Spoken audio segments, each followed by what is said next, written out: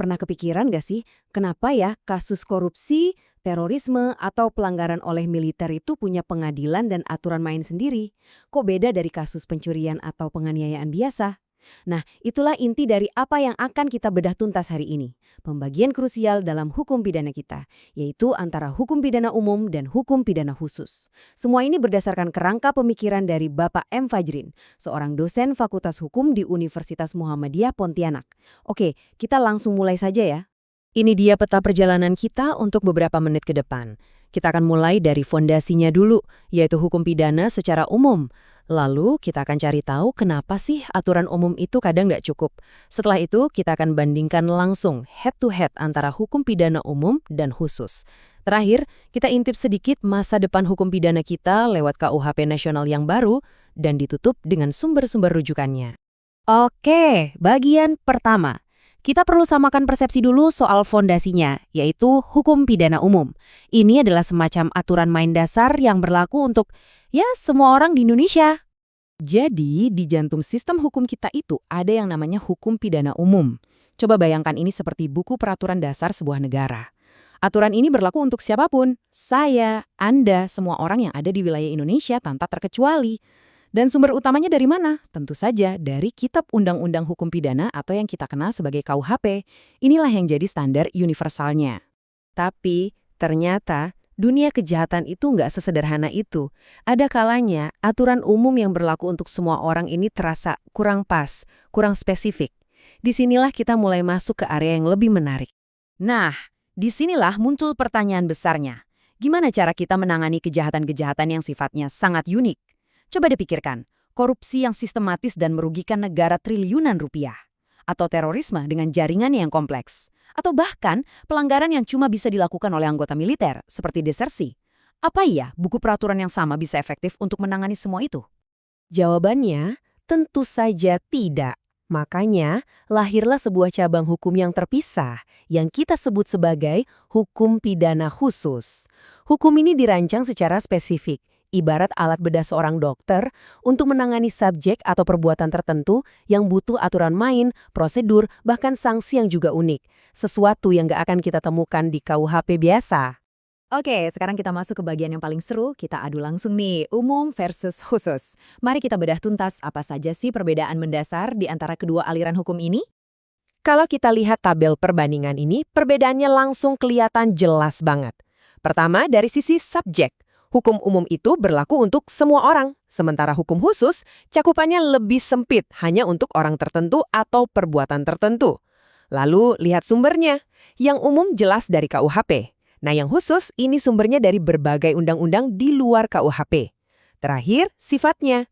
Hukum umum itu lex generalis, artinya hukum yang umum.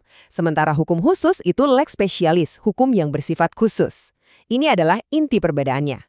Nah, perbedaan sifat tadi membawa kita ke sebuah asas atau prinsip emas dalam dunia hukum. Lex specialis derogat legi generali. Kedengerannya rumit ya? Sebetulnya artinya sederhana banget. Hukum yang khusus akan mengesampingkan hukum yang umum. Jadi, kalau ada satu perbuatan yang diatur di KUHP, tapi diatur juga secara spesifik di UU lain, misalnya UU korupsi, maka yang dipakai adalah UU korupsi itu. Prinsip ini penting banget untuk memahami bagaimana kedua hukum ini berinteraksi. Contohnya, wah ada banyak banget di sekitar kita. Tindak pidana korupsi, narkotika, pencucian uang atau money laundering, terorisme, sampai kejahatan ekonomi. Bahkan pelanggaran di dunia militer, seperti desersi atau pembangkangan perintah, juga masuk kategori ini. Semua ini punya undang-undangnya sendiri yang super detail dan spesifik. Oke, kita sudah paham nih bedanya hukum pidana umum dan khusus. Sekarang, yuk kita alihkan pandangan kita sedikit ke masa depan. Kita akan melihat wajah baru dari fondasi hukum pidana kita, yaitu KUHP nasional. Inilah dia Undang-Undang Nomor 1 Tahun 2023. Penting banget untuk dicatat ya, ini bukan sekedar revisi atau tambal sulam. Ini adalah penggantian total dari KUHP lama kita yang merupakan warisan zaman kolonial. Jadi ini adalah sebuah langkah bersejarah untuk menciptakan sistem hukum pidana yang benar-benar Indonesia, yang mencerminkan nilai-nilai dan kondisi masyarakat kita saat ini. Salah satu perubahan yang paling mendasar itu ada di strukturnya. Kalau di KUHP lama, kita kenal ada 3 buku yang memisahkan antara kejahatan dan pelanggaran. Nah, di KUHP baru ini, semuanya dibuat lebih simpel. Cuma ada 2 buku. Buku 1 tentang aturan umum dan buku 2 tentang tindak pidana. Pembedaan antara kejahatan dan pelanggaran itu sudah dihapus, jauh lebih ringkas dan modern. Terus, kapan semua aturan baru ini mulai berlaku? Nah, ini dia tanggal mainnya. Catat ya, KUHP nasional yang baru ini akan berlaku secara penuh nanti di tahun 2026. Ada masa transisi selama 3 tahun sejak diundangkan. Waktu ini sangat krusial, tujuannya untuk memberi kesempatan bagi aparat penegak hukum dan juga masyarakat luas untuk belajar dan beradaptasi dengan semua aturan main yang baru. Dan tentu saja seluruh pembahasan kita hari ini tidak datang dari ruang hampa. Ada dasar-dasar pemikiran dari para ahli yang menjadi fondasinya. Mari kita lihat sumber-sumber utama yang menjadi rujukan dalam presentasi kali ini. Penjelasan kita dirangkum dari pemikiran para begawan hukum pidana di Indonesia. Ada karya legendaris dari Profesor Mulyatno, lalu ada PAF Lamintang, Profesor Edi O.S. Hyarie, dan juga Profesor Andi Hamzah.